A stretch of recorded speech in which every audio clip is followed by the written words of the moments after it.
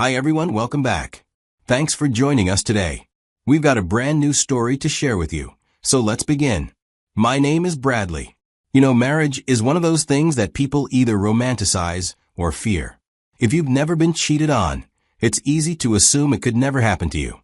You hear stories about infidelity. Some husband catches his wife sneaking around. Some wife finds out her husband has a second family. And you shake your head, thinking, that's crazy. My partner would never do that to me. I used to think like that too. I used to believe that trust meant never even considering the possibility of betrayal. I assumed that as long as I loved my wife and treated her right, she would always do the same for me. But let me tell you something. Cheating doesn't happen because of what you do or don't do. It happens because of who they are. I learned that the hard way. I wasn't just some guy hearing a story about a cheating spouse anymore. I was the story. And the way I found out? Hang around, let me tell you how I discovered my wife's affair and what I did after. When I met Danielle, it felt like I had finally found someone who just fit into my life without effort. We started as friends, having casual conversations, shared interests, and an easy connection. But the more time we spent together, the more I realized she wasn't like anyone I had ever met. She was smart, well-spoken, and beautiful. I found myself wanting to be better, not just for myself, but for her. I had a history of being careless in relationships, letting good women slip through my fingers because I wasn't paying attention. But with Danielle, I didn't want to make those mistakes. I was intentional. I put in effort. And before I knew it, our friendship had turned into something much deeper. Dating her felt natural, like it was always supposed to happen. We just clicked. A few months in, I already knew I wanted to spend the rest of my life with her. Some people would say that's too fast, but when you know. She matched my idea of a real partner. I wasn't going to waste time overthinking it. I proposed, and she said yes. Our wedding was simple but beautiful, just close family and friends. I didn't care about having a grand event. I just wanted to start my life with the woman I loved. And for that first year, everything felt like a dream. We were happy. People looked at us and called us the perfect couple. We barely argued. And when we did, it was nothing serious, just small things that never lasted more than a few hours. I trusted her completely. I had no reason not to. She was my wife, my best friend, the person I believed would always be by my side. If someone had told me back then that one day I'd be sitting here telling this story, I would have laughed in their face. But here we are. Most of my work is remote, so I spend a lot of time at home. It's convenient and flexible, and honestly, I like it that way. I don't have to deal with long commutes, office politics, or being stuck in traffic for hours. My work setup is simple, just me, my laptop, and a steady internet connection. Some days, I knock out projects in my home office.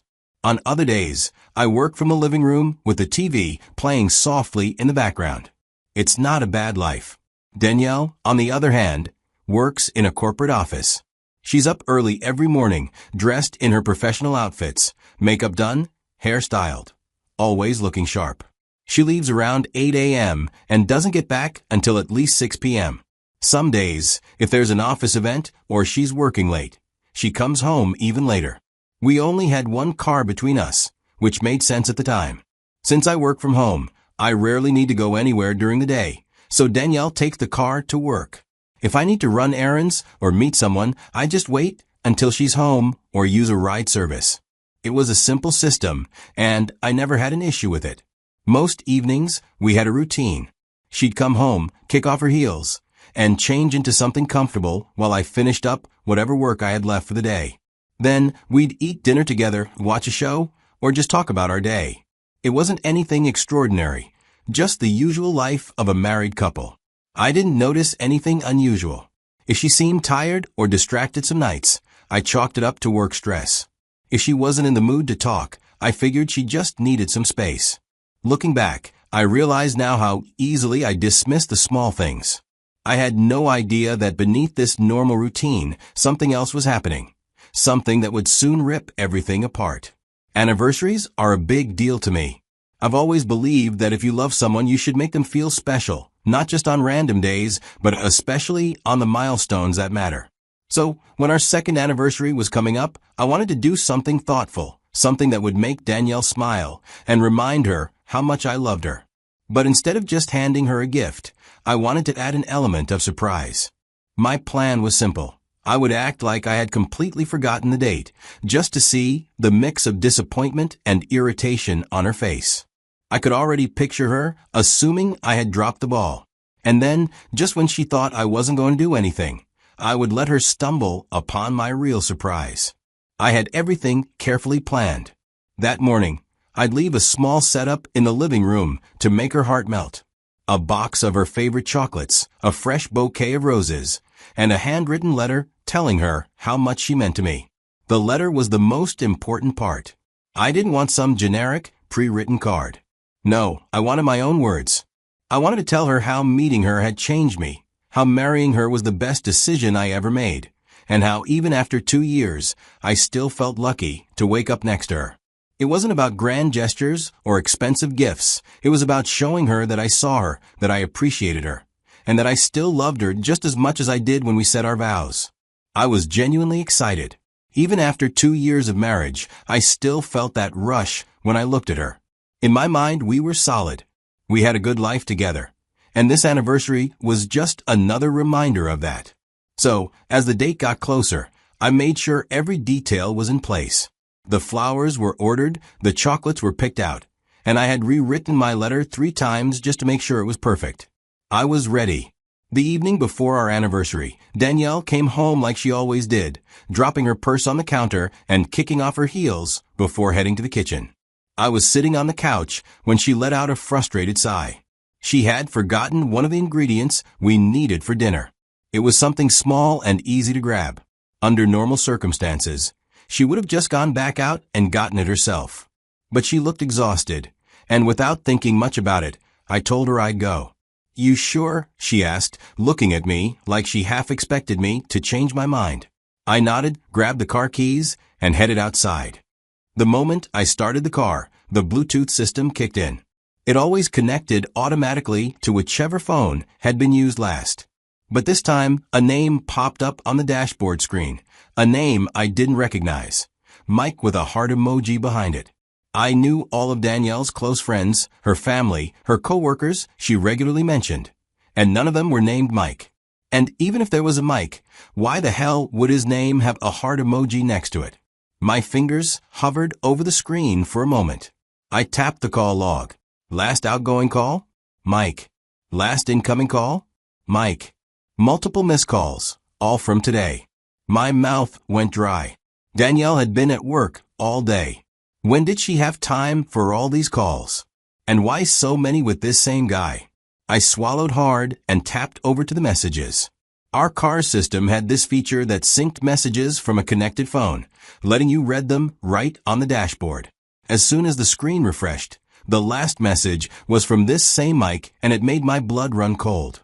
"I can still taste you from this morning." Drooling face. My vision blurred for a second, like my brain was rejecting what I was seeing. But it was right there in front of me, plain as day. My hands shook as I scrolled up. More messages synced onto the screen, one after the other. Flirty messages. Plans to meet. Explicit details of what they had done. Some messages were playful. Some were downright disgusting. My stomach twisted at the thought of my wife, doing these things with another man. This wasn't a one-time mistake. This was a full-blown affair. And just like that, my marriage was over. She just didn't know it yet. I walked back into the house. My mind was still trying to catch up with what I had just seen. I headed straight for the kitchen, grabbed a glass from the cabinet, and poured myself a drink. I wasn't even sure what I had picked. Whiskey, maybe. I just needed something in my system. A few minutes later, Danielle walked in.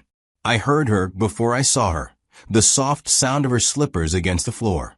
She came to a stop just behind me, and I could feel her looking at me. I knew she was about to ask something. "Why didn't you go?" she asked, her voice casual but with a slight edge to it. I didn't turn around. I took another sip before answering.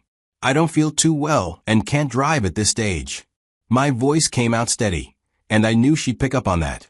I finally turned to look at her. She was watching me, her eyes narrowing, just a little like she was trying to read something off my face. But then, she just nodded. "All right," she said simply, before turning and walking away. That night, after she had gone to bed, I sat in the living room, staring at the glow of my laptop screen. I logged into our phone bill account. I wasn't even sure what I was looking for, but deep down, I already knew what I was about to find. And there it was. Dozens of calls to Mike. Some just a few minutes long, others stretching past an hour. The timestamps told the full story, calls at odd hours. And texts? Endless. I scrolled through the records, and it all started clicking into place. She hadn't been in the mood for intimacy lately, always brushing me off with some excuse, too tired, too stressed, not feeling it. I had accepted it, thinking it was just a rough patch. And then there was her phone. I had noticed the change, but never thought much of it until now. She never left it face up anymore. Always screen down, always locked the second she set it down, never in reach when I was nearby. Everything suddenly made sense. Danielle was sleeping peacefully, completely unaware that everything between us had already ended. I kept thinking about the years we had spent together, the way we met. I had sacrificed, adjusted, and grown, all because I believed in us. How could she come home, kiss me, smile at me, make dinner with me, knowing full well she had just been with another man? The thought made my stomach twist. I knew I couldn't stay here. Not one more night. Not one more morning of waking up beside a woman who had been lying to my face. My second anniversary was hours away, and I had spent weeks planning a surprise for her. I bought roses and chocolates and wrote a heartfelt letter. I had planned to make her feel loved. But she didn't deserve love. She deserved to know that I knew, that I saw her for what she really was.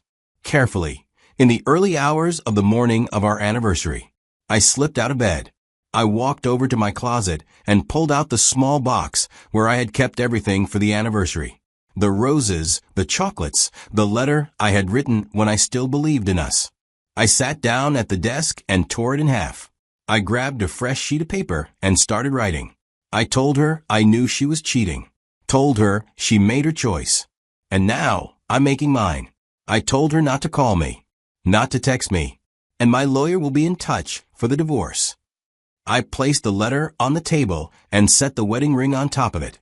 I added the box of chocolates I got for her before the discovery and a single rose, not as a gesture of love, but as a reminder of what she had destroyed. I walked to the closet, pulled out a bag, and quietly packed a few essentials. Then I walked out the door. By the time she woke up, I would be long gone. Later that morning, my phone was already buzzing. I didn't even need to check the screen to know who it was. Danielle. I ignored the first few calls. Then the messages started rolling in one after the other. Bradley, what is this? I don't understand. Where are you? Please talk to me. I let the phone keep ringing. It didn't take long before the pressure started coming from other angles. At first, it was just her, but soon my phone started lighting up with calls from mutual friends. She must have reached out to them, feeding them some half-baked version of the story to make herself look like the victim. One friend, Eric, was the first to try. Hey man, Danielle just called me. She's freaking out. She says you just up and left. What's going on? I could hear the concern in his voice, but I wasn't in the mood to explain myself. I don't want to talk about it right now, I said. But Eric wasn't one to let things go. Brad, come on. You guys have been together for years. Whatever this is, I'm sure you can work it out. I almost laughed at how naive he sounded. People on the outside always think they understand, that everything can be fixed with a simple conversation. Eventually, I got tired of the calls and decided to shut it down. I picked one person, my cousin Mark. I told him everything. I didn't sugarcoat it, didn't soften the blow. I told him about the texts, the calls, the late-night conversations with Mike, the disgusting message that shattered everything. There was silence on the other end for a moment, then a deep sigh. Damn, man. I'm sorry. That was it. The moment Danielle realized that someone else knew the full truth, the tone of her messages changed. The fake confusion disappeared. The denial vanished. Now, the desperation kicked in. She called nonstop, and sent paragraphs of texts. Bradley, please, we can fix this. I don't want to lose you. Each message felt emptier than the last. She wasn't sorry about what she did. She was sorry that I found out. She wasn't devastated that she hurt me. She was panicked because she lost the stability that came with our marriage. If I hadn't caught her, she would still be sneaking around with Mike, still coming home and kissing me like nothing was wrong. That's what made me sick to my stomach. I ignored her messages, but then days later she did something I didn't expect. She found out where I was staying.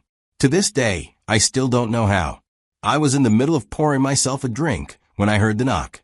I stared at the door for a moment, debating whether to even open it. The moment I opened the door, she practically stumbled inside, eyes already red from crying.